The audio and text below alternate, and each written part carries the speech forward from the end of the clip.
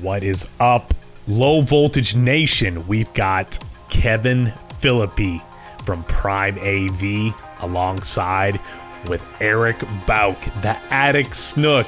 They just pulled their truck over. We're about to talk some shop, so let's get after it. All right, we got Kevin Phillippi from Prime AV on the show alongside with my good friend Erik Bouck, the addict Snook, and they are just coming off a job site right now. And I want to jump right in to what Kevin's all about and have him give a little history about how he got started. So, Kevin, hey, first and foremost, thank you for stopping your truck and getting on the show to try and keep the noise down a little bit. I really appreciate it. And just tell me how you got started, man, and tell me all about Prime AV.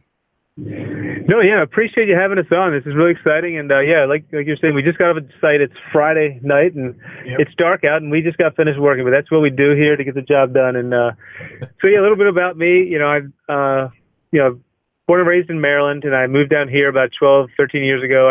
I did the whole corporate grind. You know, I got my undergraduate in business and economics. I actually have my master's in business administration, MBA, and I was doing the whole ladder climb thing, corporate, and working in operations for organic food distribution, kind of the Whole Foods suppliers and stuff. And it was okay, but after about 3 or 4 years, it just started to get really political, a lot of backstabbing the higher you climbed in the ranks. So I said, this is not for me. So after 6 years, I started this company in 2013. How it started was basically I had a friend, a childhood friend, living in Colorado with the company. Drum roll, please. Prime Audio Video. That's how I got his name. He was already formed, and he said, "Hey, I can sell like crazy. I can get jobs." And he had some big accounts. He really did. Nice. But he goes, "I don't know how to run the operation side of things, and I need help, man." So I said, "Hey, looks like we got a match." So first couple of years, we just traveled. We did a lot of large scale commercial jobs around the country. Punch Bowl Social being one of our larger clients. A bunch of places in Denver near his home location. And that's where I really cut my teeth in low voltage and started really understanding kind of how things fit together. Did that for a few years, and then we decided that the travel was beginning to get a little intense. So I have a young child at the time, and I decided that, it would be best if we focus on the Florida market. So as we've been doing since 2015 is really pushing the Florida market. It's been doing well for us, and we do primarily residential, but about 25% commercial now, and it's been a fun ride, and we're growing every day, and it's just exciting. This is a great industry to be in.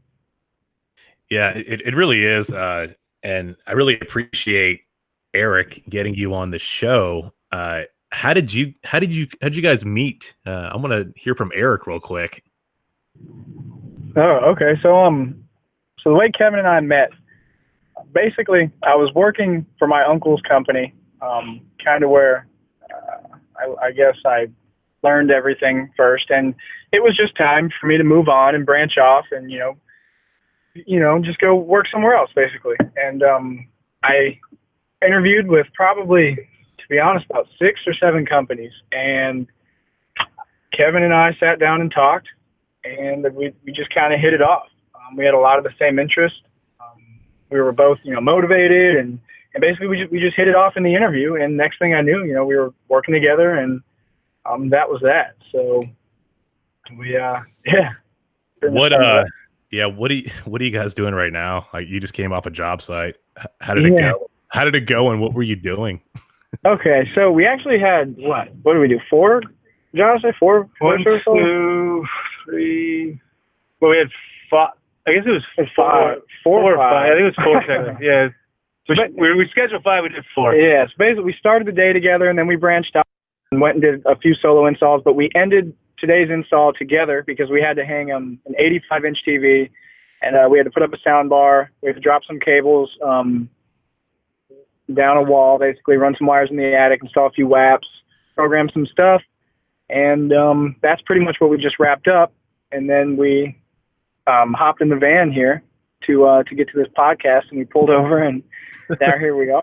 So I think I was actually talking to you a little bit, and I was like a piece of furniture fishing wires down a wall. I was like, "Hey, dude, like we're gonna make the podcast still. We're moving here." So Yeah. Yeah, that video actually got cut off. It was kind of confusing. I think we were sending just random videos that didn't make any sense, or at least I was, and we kind of got confused in the Yeah. Instagram DMs. It was Yeah. fun, though. It's But fun, man. I yeah, try and send you stuff every now and then, like when I'm on the job. Just to, it actually makes my day to see your smiling face in my feed. that's awesome, man. That makes me feel good. Cool. Yeah. So you guys were talking about the black hole. I think you guys kind of got like a little, in the weeds tonight, or what happened with, you said there's a black hole situation that you got into. Well, yeah, funny. Today was a little bit of overscheduling, but yesterday was a prime example of what we call a black hole. So a black hole is when you arrive at a job site, you look at the work list, and it looks pretty standard, hanging a TV, plugging a remote, what have you. And through a series of events, you quickly realize that a 3-hour job is now a 7-hour job, and there's no end in sight. Like you're looking at the job like, oh my gosh, like we're not going to get off this job for a long time. And that's what we call it. It gets sucked in the vortex, and then you're in the black hole. And you're in the black hole. You got your moon boots on, and you're like, how did we get to this point? And then basically been like troubleshooting for hours. That's why we got troubleshooter McGavin over here. Who's good at troubleshooting. But we always get ourselves out of the black hole. We always figure it out. It's one of those things, man, where you don't really see it coming, and next thing you know, you're in the black hole and you're working for 13 hours. And I would say the most important thing about when you get sucked in the vortex of the black hole, you have to be able to help whoever you're with, because there's going to be times where you're at a low, you feel like you're just like, I can't do it. Like, we're not going to do this. You got to pick that guy up and say, hey, man, listen, we got this. And vice versa. Like, that's what I realize is the key, just keep the morale going, because you're going to get out of it, obviously. But at the time, it just feels so overwhelming. You've got to stay positive. You got to keep morale up and realize that this is what we do. We're low voltage, driven. And I mean, that's what we like. There's some jobs where we know we're going into the lighter black holes. Like when we take over, a programming job where somebody's gone a little bit too crazy with the programming, and we kind of got to backtrack and figure everything out. We know what we're walking into, and the night before we'll get all hype about it, and we'll talk about it and kind of strategize how we're going to tackle the job, and then. Then the next day it's game day. Like we strategize, we get in there, and we tackle it. So it's a cool. That's so funny. I use spreadsheets to track all that stuff, and I'll write down like start and stop time for like installing devices and doing a room like in a hospital, and I'll figure out how long it takes on average to do a room, and I'm like, oh no, I've got 40 more rooms and I have 2 days to do it. This is not going to happen. So I totally get what you're talking about, man. Like it can be tough, but to boost that morale and have a team of people and just keep pumping them up, it's so important. It's so important. Oh, yeah. Exactly. Yeah, Kevin, so we talked a little bit about the challenge and solution. So you're up against some stuff around internet protocol and people making. Yeah, I mean, it's big. I mean, the internet protocol has become, the hardware side of it's obviously going to be there to some extent, no matter what happens. I mean, we can all agree on that. But, the days of having a fully automated house with 2 8-foot racks, it's not as necessary as it was before. I mean, the audio amplifiers take up space, granted. But it's really coming down to software and knowing networking. That's why I think that networking is just becoming so important in our field, and just knowing at least the basics of navigation, like in just a standard network. I mean, knowing that is so huge, and just understanding the overall scope of things. I mean, TVs are IP controlled, voice control, and it's all driven by the internet protocol now. So we're starting to really focus on that. Yeah, no IR. We're on the no IR movement. No IRs. Yeah. So what are you doing to train up your staff? Are you having them get training and certifications, or what's your strategy around that? Yeah, I mean, that's kind of where we're at. Erik and I have talked a lot about that, and we've been kind of doing a lot of research on our own, trying to develop a kind of a program for some of the other guys. And, because some guys are going to be more advanced than others, so you don't want to, show them something that they're like, oh my gosh, this is a review, why am I doing this? But you also don't want to overwhelm somebody that is kind of more in the network side. So we're trying to create almost like a beginner, intermediate, advanced kind of setup where let's see where you fit. Yeah. And let's get you involved, be it through trainings that we have, be it through vendors. I mean, vendors are a great resource. Right. They want to sell you things, so they want to teach you as much as they can about their product. That's a great resource, free resource, and they want to work with you. Yeah. Free vendor training. Sometimes they charge for training, which I find kind of ridiculous. But sometimes, a lot of times, they'll do free training to get them worked up on their product. So cool. And sometimes we'll even go over the basics. I mean, we'll just have random meetings and just go over terminating cables. We'll just sit down and we'll just terminate a bunch of cables, make sure everybody's on point, everybody's doing everything correctly, and just keeping up on your skills. So that's how I perfected the terminating cables, doing it over and over and over again. I was like terminating cables at home, bringing cable home at home. Yeah, that's how I was in Detroit. I'll never forget it. I got stuck in front of a rack. I was only 3 or 4 months into it, and I had to complete 275 terminations. And I flew into Detroit at 10 p.m. and had to be done by 6 a.m. So I literally terminated all night. And I tell you what, by 6 a.m. I could do a Cat 6, no problem. Yep, that'll do it. So we got a story in the field, and we were talking kind of about attic people that haven't done it much, and the abandonment issue. So tell me about your issue with the attic noob. Oh man, which one of us do you want to answer that? Because I don't know, man. Like whoever you want. I mean, because I guess both of you guys know what the deal is with the abandonment issue. I would say go ahead, Kevin. You go ahead and do it. Like attic abandonment and like what we say in attic. Oh man, attic abandonment is something that should never be done. It's a faux pas, and like if anyone listening to this is probably gonna know what we're talking about, and it's kind of a good laugh at this. Like, attic abandonment. You have usually 2 guys running wire, like retro wiring in a residential environment. Sometimes commercial, but primarily residential. So you're there. You get there. You're running a little late. It gets to be hot in the attic. Florida is very warm, as everyone knows, but you get in there and you start running wire. You got one guy in the ground, one guy in the air, we call it. So when you're in the attic, most important thing is your ground guy, because that person has got to be ready to get the glow rod. The holes have got to be cut, because the last thing you want to do is sit in 45-degree attic we tested it in. Yeah, unless you're me. Well, unless you're attic. That's your attic stuff. Kick it out there. I think that's where he lives or wants to live. But and then you try to yell down, no response. You try to call, no cell phone service. We even have walkie-talkie. You don't get a response on that. And then you realize the ground guy, which we've had it happen to us on prior employees, taking a phone call outside, talking to a customer, having a cup of tea. Smoking a cigar. Smoking a cigar on the porch. These are all things that have actually happened to us. Yeah. Oh my gosh! I swear, we're not even joking. Yeah. Not even joking, man. And like that is a definition of attic abandonment. You're stuck in there 145, 150, whatever it is, and that's it. Like, what do you do? Like, you have to remain calm. You have to remain calm. You can't let the temperature and your emotions like explode, because at one, you're in somebody's home. Second of all, you got to remain professional, of course, at all times. And, it's definitely a fun situation.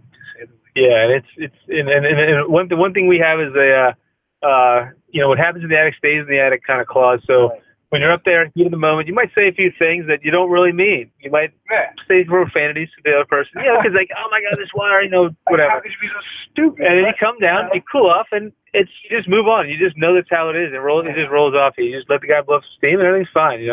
That's kind of how we do it. But attic abandonment, if you have someone that's abandoning the attic, you need to confront them or remove them. Yeah, immediately. You got to confront or remove them, just fix it or get rid of them. So that's my 2 cents on that. It's tough.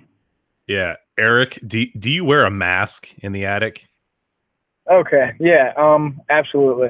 I have a 3M mask that I wear. It's got 2 cartridges on the side. And yes, I do, because there's too much crap floating around there. You got your fiberglass.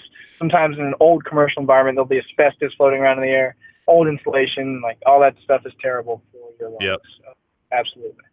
Yeah, I was just curious, because sometimes I don't wear one, but because I don't have one, I forget it. But it's very important, and I also find that having a mask on kind of calms me down, and I can like actually breathe, focus my breathing when that person on the ground is not responding or is taking a long time. Then I can kind of just like get in a trance, and I'll get on my phone and start making some content for like Low Voltage Nation while I'm up in the attic. Oh, dude, exactly. Now, to be 100% honest with you, I do not prefer wearing a mask. I hear. Yep. I feel like it slows down my breathing a little Really? bit, and like, yeah, because it's so hot, man. I bring I actually have an HVAC gun that I carry with me. Sometimes I just get the true temperature of the attic, and sometimes it's every bit of 160 degrees. And when I got a mask on, that's like restricting me from taking like big breaths, or just like my normal breath, I guess.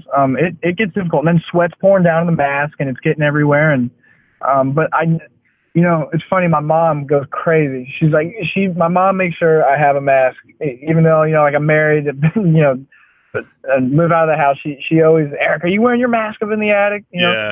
Yes, Mom, wear my mask, because she doesn't want me to get lung cancer when I'm 30 years old. There's that. That's possible. Yep. So I actually want to jump back to the attic work, but I also wanted to ask Kevin about his everyday carry, and you mentioned the pouch. So what's in your pouch, Kevin? Well, yeah, the pouch is of utmost importance. There's some key items. Like I was saying, the number one overall seed in my bracket would be probably the wire strippers. They can do so many things, from stripping wire to cutting to just a myriad of things. So that's kind of the foundation. I also carry assortment of screwdrivers, security bits. That's very important. I also a Sharpie is a very underrated tool to have. So a mini level, a pair of snips, and I also, this is one thing we do down here. We have a small glue stick with a lighter. So we all know the IRs, and coming off, you peel it off, you put it on there, and then 6 months later you got a service call for an IR that fell off. Well, a glue gun is great, but you have to let it heat up, and then you have a hot piece of, equipment there that could burn somebody. So we simply just get a small stick of glue, a lighter, poop, pop it on, and that's a very underrated tool too. That's pretty much what's in the pouch. I mean, I'm not a big fan of the pouch.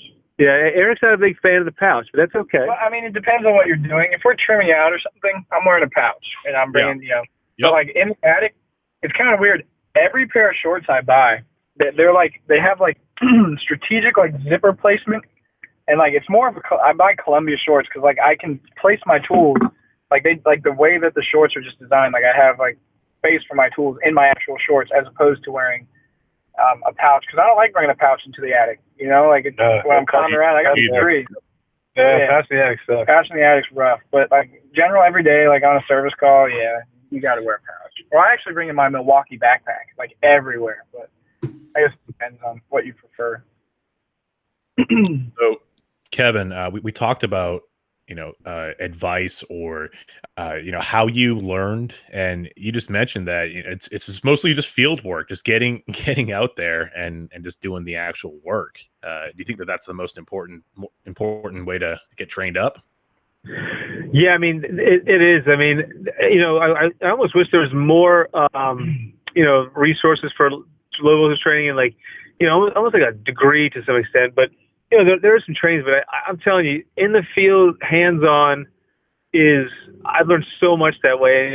Sometimes you make some mistakes, but, you learn from them, and most of the stuff we do is not going to be mission critical. If you don't tip something right, oh, wow, I got to fix the tip, or, oh, I put this in the wrong input, or I used the wrong cable for that, whatever. But, the reality is, you'll learn it. I learned a lot in the field. I learned a lot with partnering up with other companies early on. We did some subcontractor work, and would learn a lot there. And one thing that's important in my learning was not looking at like other companies as competition, really. So looking at them more as like they could be strategic partners. Yep. And working together, because I think that's what you're kind of doing with the Low Voltage Nation. I think it's a great concept, because that's how I learned so much, was working with other integrators and learning their tricks, and I showed them my tricks, and it was like a collaborative like think tank environment that I think is so important in our field. We got to stick together. There's no point in fighting with each other. We're all a team here. Yeah, I totally agree, man. 100%. I work for a low voltage company, and there are competitors. It's a competitive marketplace here in Nashville and Middle Tennessee, but I find that I learn so much more by talking to people on the show and seeing how they do things. Like I've looked, what you just mentioned about a low voltage kind of training and certification. If there's something like that out there, it's got my wheels turning because I'm kind of doing the same thing internally, but more so on like the programming for like access control.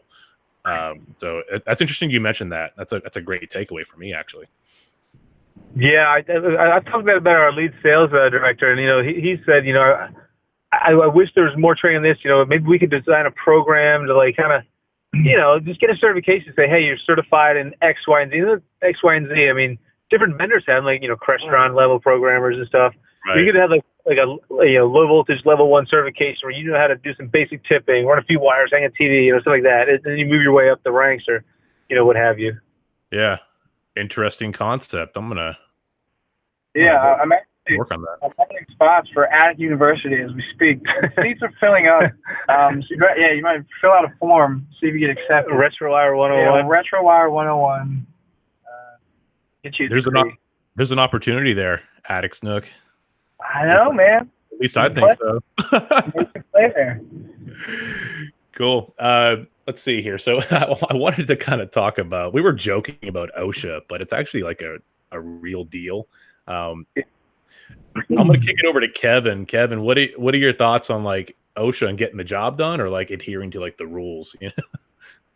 Well, one thing that I'm a firm believer in is playing by the rules, because I'm actually a pretty moral guy. Like, I do the right thing. I don't like to cut corners because I know that's just going to take me and the team more time in the long run. So, and my dad instilled with me when I was younger. Do it once, do it right, and then you don't have to go back. That was his motto, and it's kind of stuck with me because it's so important. So, OSHA is a very important facet of safety in all construction and all environments, but particularly what we do if we're doing any new construction. So I think that OSHA's role is vital.